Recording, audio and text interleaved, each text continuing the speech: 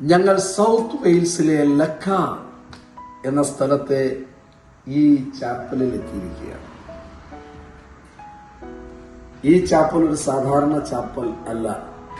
എന്ന് പറഞ്ഞാൽ 1904, 1905 കാലയളവിൽ പൊട്ടിപ്പുറപ്പെട്ട റിവൈവൽ എവാൻ റോബർട്ട്സ് എന്ന ദൈവ മനുഷ്യനെ ഉപയോഗിച്ച് ഉണ്ടായ ഉണർവ് ഈ ചാപ്പലിൽ നിന്നുമാണ് ആ ഉണർവ് തുടങ്ങുന്നത്.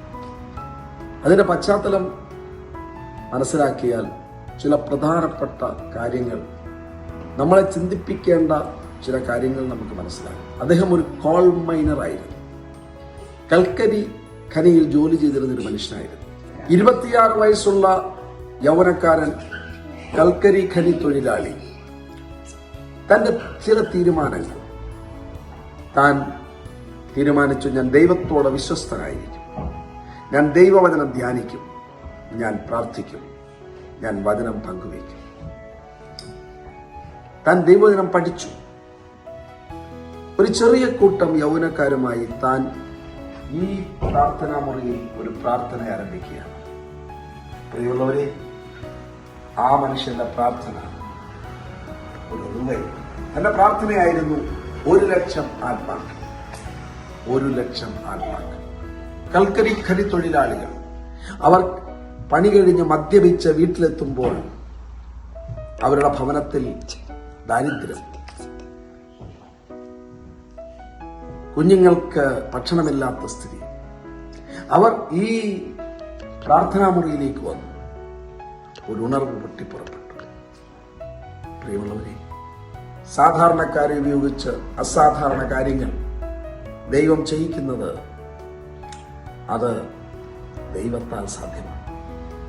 പ്രാർത്ഥിക്കുവാൻ തയ്യാറായ, ദൈവത്തിനു വേണ്ടി വലിയ കാര്യങ്ങൾ സ്വപ്നം കാണുവാൻ തയ്യാറായ, ദൈവവചനം ധ്യാനിക്കുവാൻ തയ്യാറായ, വിശ്വസ്തയോടെ ജീവിക്കുവാൻ തീരുമാനങ്ങൾ എടുക്കുവാൻ തയ്യാറായ ഒരു വ്യക്തിയെ ഉപയോഗിച്ച് ദൈവത്തിന് ഒരു ഉണർവ് തുടങ്ങാമെങ്കിൽ ഇന്നും അത് സാധ്യമാണ്. നമുക്ക് തീരുമാനിക്കാം.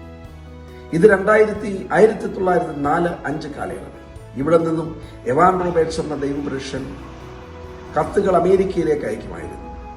അസൂസ സ്ട്രീറ്റ് റിവൈവലിന് വേണ്ടി ഉപയോഗിച്ച ചില വ്യക്തികൾ ആ കത്തുകൾ വായിച്ച് പഠിച്ചവരാണ്. നമുക്കും പ്രാർത്ഥിക്കാം. കർത്താവേ, ഒരു ഉണർവ്, ഈ തലമുറയിൽ ഒരു ഉണർവ്. യൗവനക്കാരെ കർത്താവിന് വേണം. അവരെ നമ്മൾ വഴിതെറ്റിക്കരുത്. സഭയിലുള്ളവരെ വഴിതെറ്റിക്കരുത്.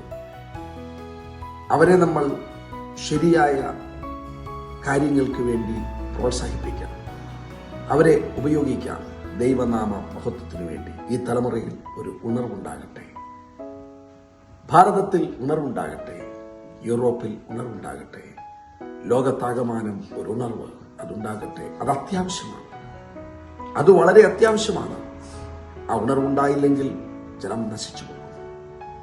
അതെ, പാപം അത് ജനങ്ങളെ അടക്കി വാഴും. അതുണ്ടാകരുത്. ക്രൂശിൽ യേശു 2000 വർഷങ്ങൾക്ക് മുൻപ് മരിച്ചത് അതിനുവേണ്ടിയല്ല, മറിച്ച് ജനം പാപത്തിൽ നിന്നും വിടുവിക്കപ്പെട്ട് ദൈവസഭയിൽ കടന്നു വരുവാനാണ്.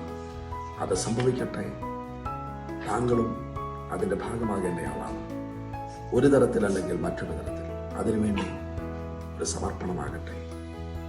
ദൈവകരുണയിൽ ഉണർവിലേക്ക് ജനകോടികളെ നയിക്കട്ടെ എന്ന് പ്രാർത്ഥിക്കുന്നു.